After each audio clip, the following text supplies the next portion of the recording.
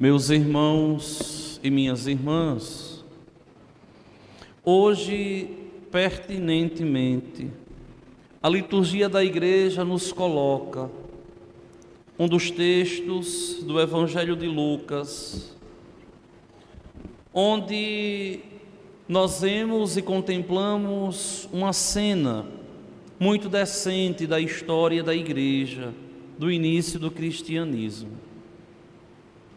Jesus Cristo, sendo Deus, vai rezar.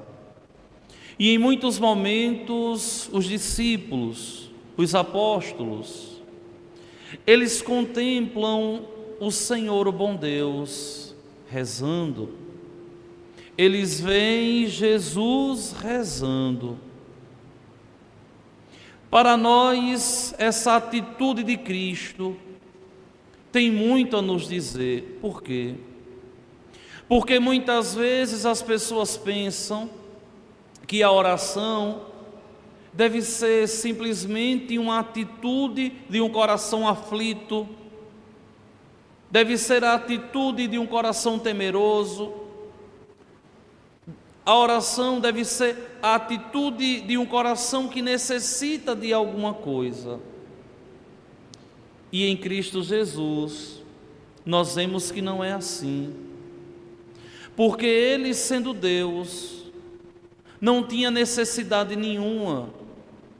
Não rezou pedindo ao Pai saúde. Não rezou pedindo ao Pai para resolver os seus problemas. Não rezou pedindo ao Pai por nenhuma necessidade.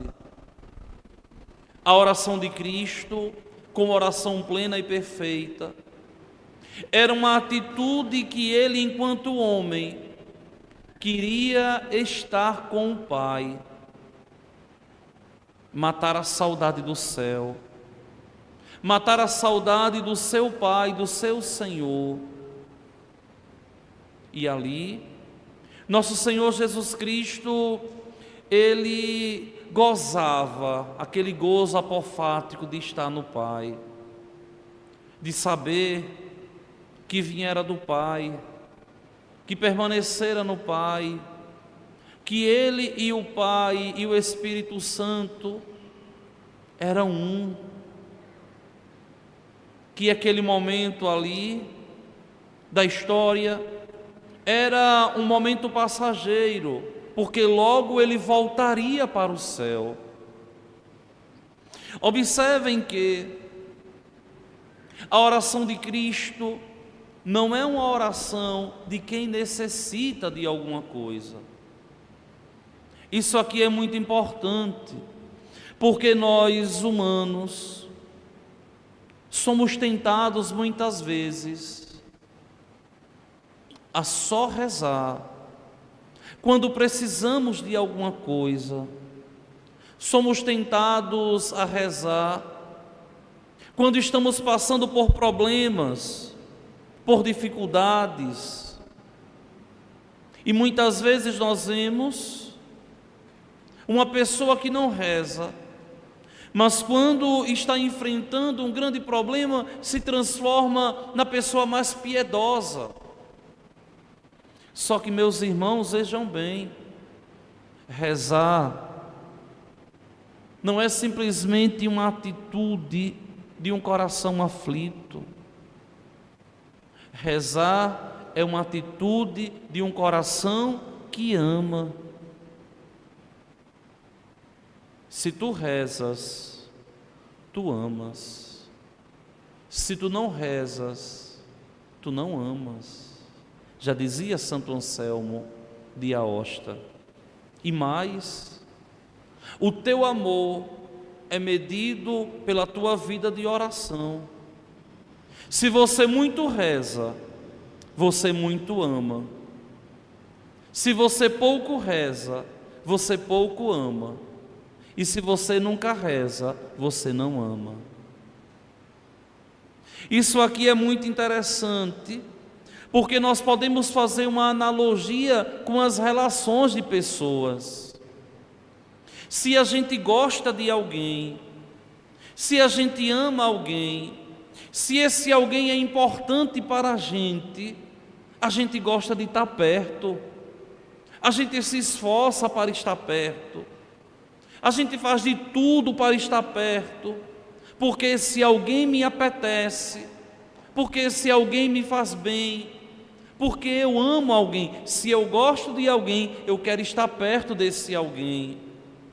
É mentira quem disser que ama alguém, mas não gasta tempo, não existe dedicação.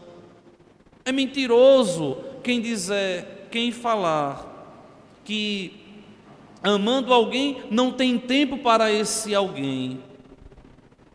Se eu amo, eu tenho tempo. Se eu amo, eu me esforço. Se eu amo, eu busco agradar. Agora apliquem tudo isso para Deus. Se eu amo a Deus, eu tenho tempo para rezar. Se Deus é importante na minha vida, eu vou gastar o meu tempo com Ele.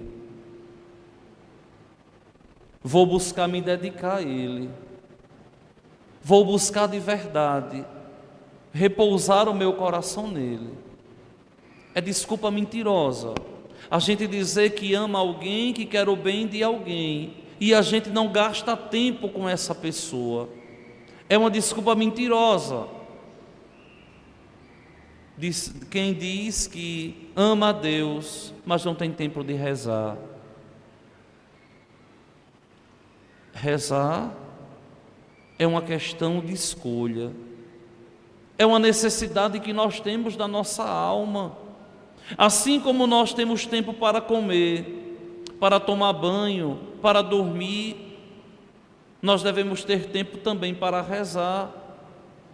E observem que tudo aquilo que é importante para nós temos tempo para fazer. O que não é importante a gente não tem tempo.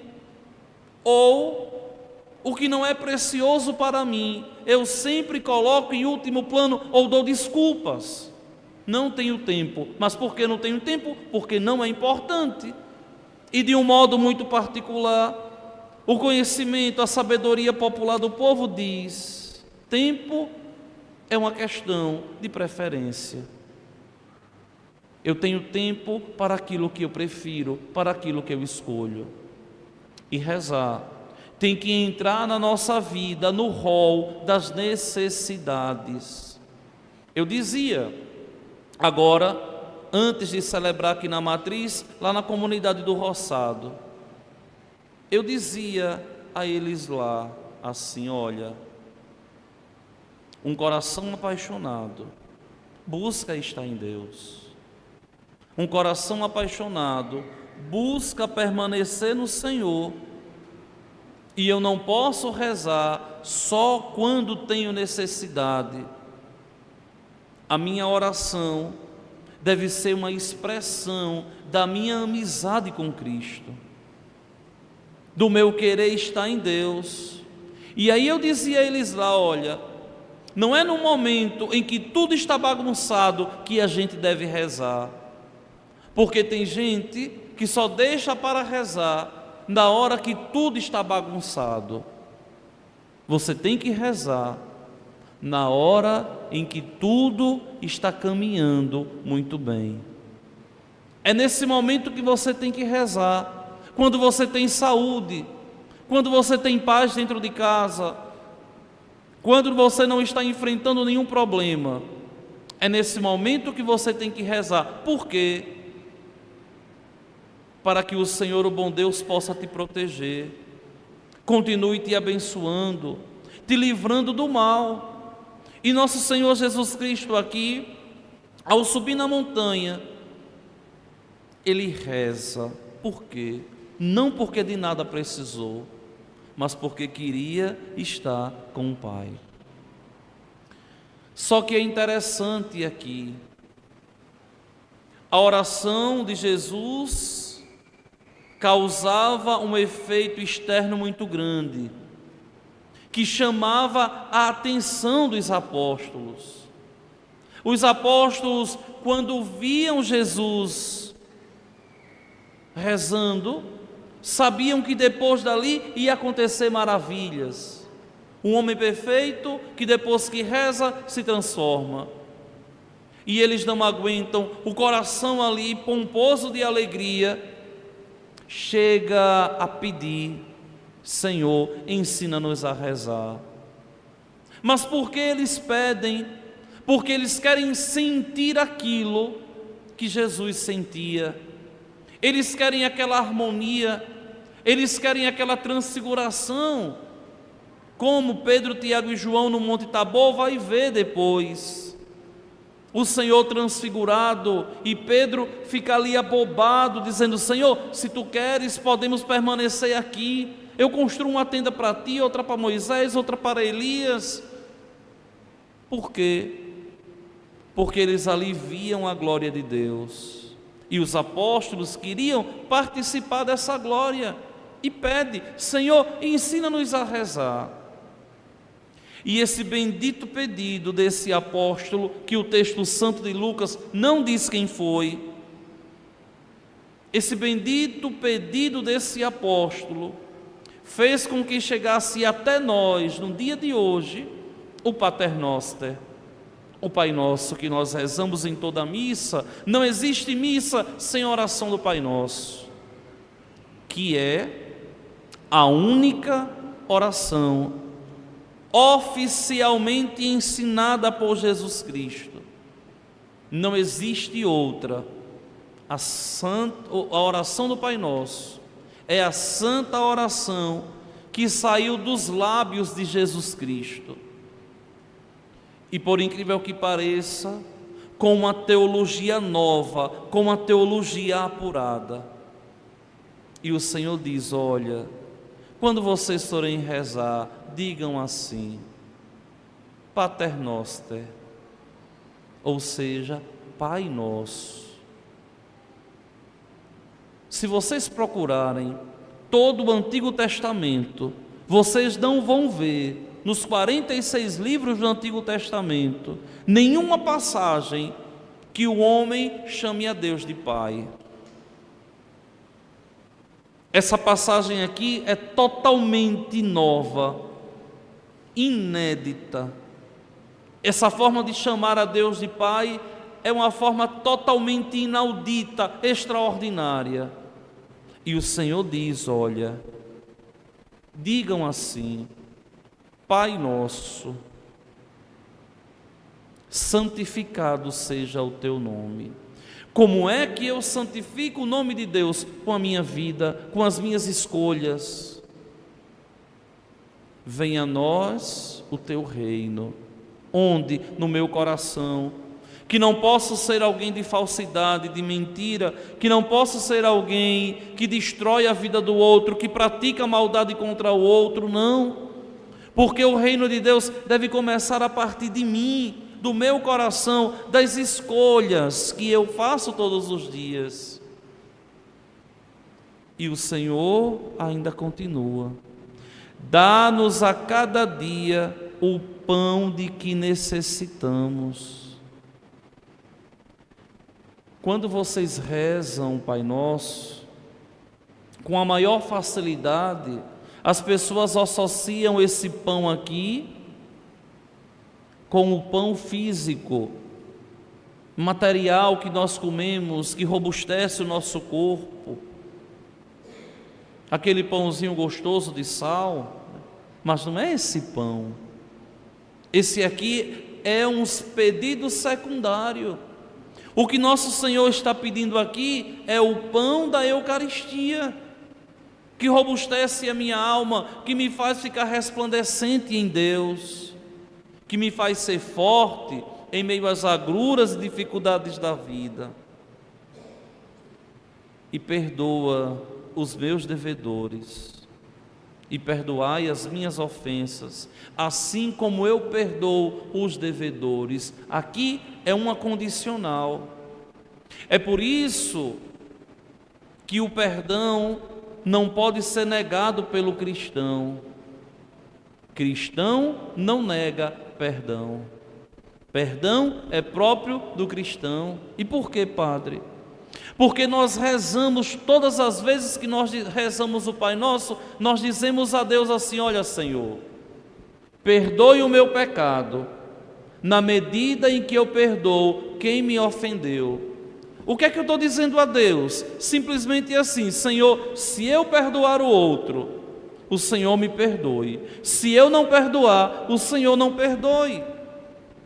Isso aqui é muito forte, porque muitas pessoas se condenam com essa palavra do Pai Nosso. Porque é você quem está pedindo. É você quem está pedindo a Deus para que Deus perdoe você na medida em que você perdoa o outro. É por isso que é preciso que nós católicos meditemos com propriedade e com dignidade as palavras que nós rezamos, aquilo que nós dizemos, porque o Pai Nosso não é simplesmente uma oração falada pela boca, mas deve ser uma palavra, uma oração vivida pelo coração. O Pai Nosso tem efeito na medida em que eu busco viver o que eu digo. Não estou dizendo que o Pai Nosso vai ter efeito se eu viver, não. Estou dizendo que o Pai Nosso vai ter efeito na medida em que eu busco, em que eu desejo, em que eu quero viver tudo aquilo que minha boca proclama. E com tanta propriedade, o último pedido: e livra-nos do mal, e não nos deixes cair em tentação. O mal aqui é com L, sinônimo de demônio. Ou seja, o cristão ele pede a Deus para ser protegido do mal, para não cair nas armadilhas de Satanás, mas para viver santamente e assim alcançar o céu. Que o Senhor, o bom Deus, nos ajude, que nós possamos contemplar a figura do Cristo orante e termos como exemplo e também rezarmos para que um dia nós possamos juntos chegar aos céus. Só que é interessante também a gente compreender que a bem-aventurada Virgem Maria é um grande modelo de oração, tanto que os evangelistas falam com muita propriedade, que ela guardava e meditava tudo no coração, ou seja, meditar no coração quer dizer rezar no íntimo, em silêncio. E a Igreja sempre colocou a bem-aventurada Virgem Maria como modelo de cristão orante, como modelo de quem reza, como modelo de quem se abandona em Deus. Que a bem-aventurada Virgem Maria possa ela interceder por nós, para que, seguindo o seu exemplo e o exemplo do seu divino Filho, nós possamos dignamente levarmos uma vida santa e um dia alcançarmos o céu. Vamos ficar de pé e vamos juntos